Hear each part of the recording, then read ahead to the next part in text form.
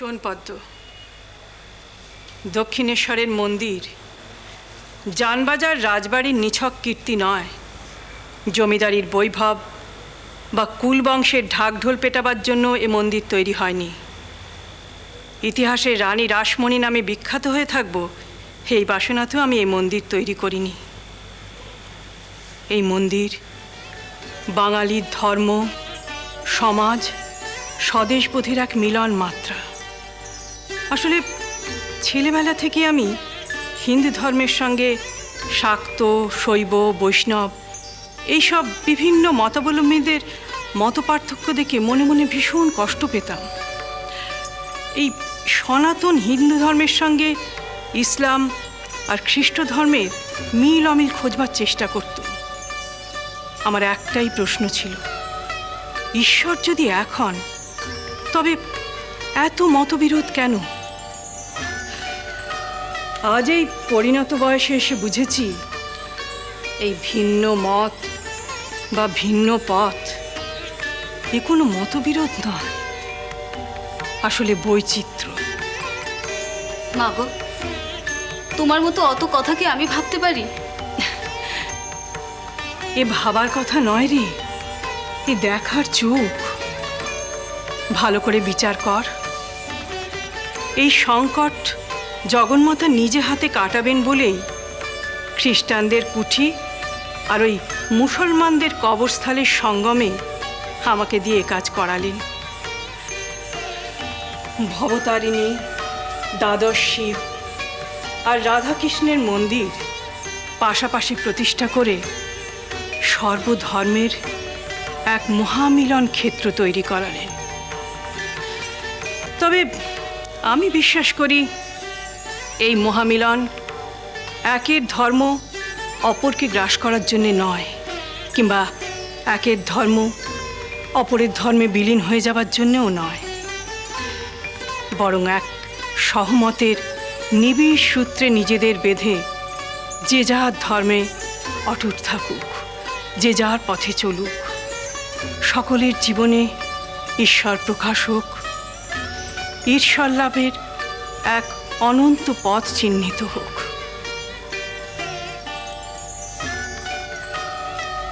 মা গো, তুমি যখন আমার সঙ্গে এসব কথা বলো তখন তোমাকে আমার মানবী বলে মনে হয় না। তুমি আমাদের গর্ভধারিণী হয়েও কোথায় যেন আকাশের মতো উঁচুতে ঠেকে থাকো। তোমার কথার উত্তর আমি কি দেবো মা? উত্তর দিবি কি? আমি কি তোর ঝগড়া ঠোকার দেয়াল নাকি? আমি কি তাই বলেছি নাকি? তবে জানি না, জানি না মা, জানি না। যুক্তি, তর্ক এসব দিয়ে তোমার সঙ্গে কথায় পাল্লা দেব এমন দরও আমি আগে কবে ছিলাম গো? মান অভিমান ঝগড়া করেছি, মেয়ে হয়ে মায়ের সঙ্গে করেছি, কিন্তু যত দিন যাচ্ছে ততই তুমি আমার কাছে কেমন অচেনা হয়ে যাচ্ছ। কেন এসব হয় মা? কেমন যেন ধরা ছোঁয়ার বাইরে চলে যাচ্ছ। হ্যাঁ, তা একরকম ঠিকই। ধরা ছোঁয়ার বাইরে তো যেতেই হবে, আজ না হয় কাল। আমার শরীরটাও তেমন ভালো নয় রে মা। এক এক সময় মনে হয় পথ আর নেই, চলার পথ বোধহয় শেষ হয়ে এসছে, এরকম একটা বোধ হয় মাঝে মাঝে। আমি কি তাই বলেছি মা তোমায়? তুই বলবি কেন, আমিই বলছি। এক এক সময় ভাবি, জগন্মাতার পাদমূলে আমাদের সনাতন ধর্মের পাঁচিলটাকে শক্তপোক্ত করে রাখার যে কারিগর, তার জোগাড়ে হয়ে বাকি জীবনটা কাটিয়ে দিই। তুমি কার কথা বলছো মা? আমাদের ছোট ভট্টাচ? হ্যাঁ রে, ওর সঙ্গে ভগবানের সাঁট আছে। ভগবানের কাছে যাওয়ার অমন সহজ রাস্তা আর নেই। ওকে ছুলেই ভগবানকে ছোঁয়া যায়। হ্যাঁ রে, ওর অঙ্গ শ্রীঅঙ্গ। মা, আমাকে তোরা ছেড়ে দে রে, আমাকে আমার মনে থাকতে দে, আমাকে আমার ঈশ্বর সান্নিধ্যে কাটাতে দে, দোহাই তোদের। বেশ, তাই থাকো, কাটাও গিয়ে, কাটাও গিয়ে।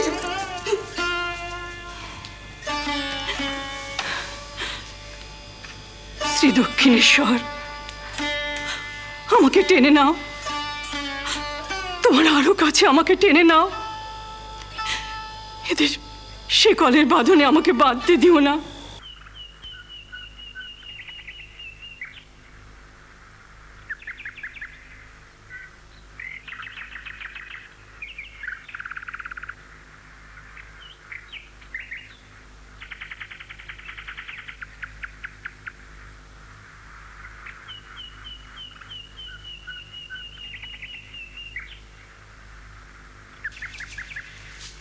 গদাই! গদাই! আরে ও গদাই! কোথায় গেলি রে?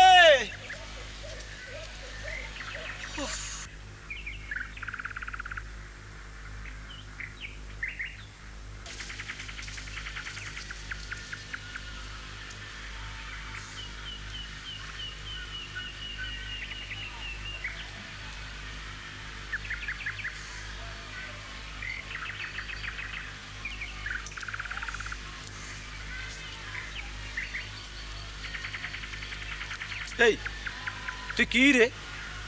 মাধব বলল তুই নাকি নদীর ধারে সব কি প্রাণায়াম যোগ ফোগ করছিস, তো আমি ওখানে গিয়ে না পেয়ে তো এসব কি রে? রামশিলা, হনুমান, ভগবান।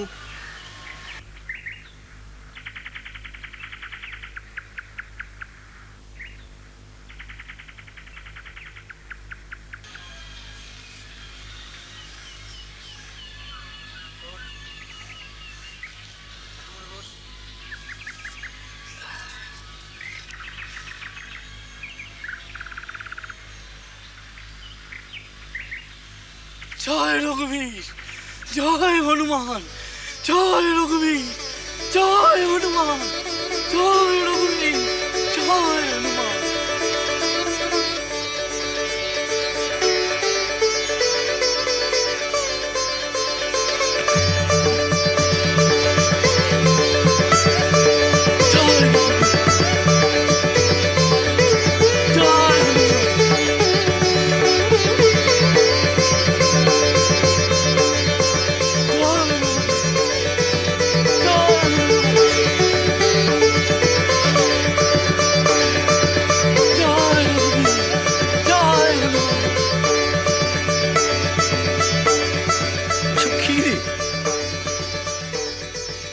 বলো তো কি বুঝলে তুমি?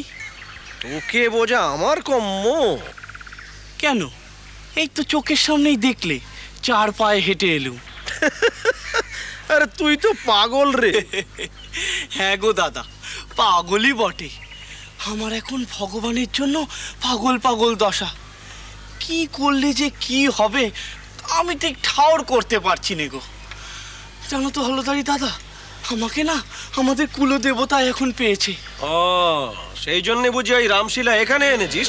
হ্যাঁ গো।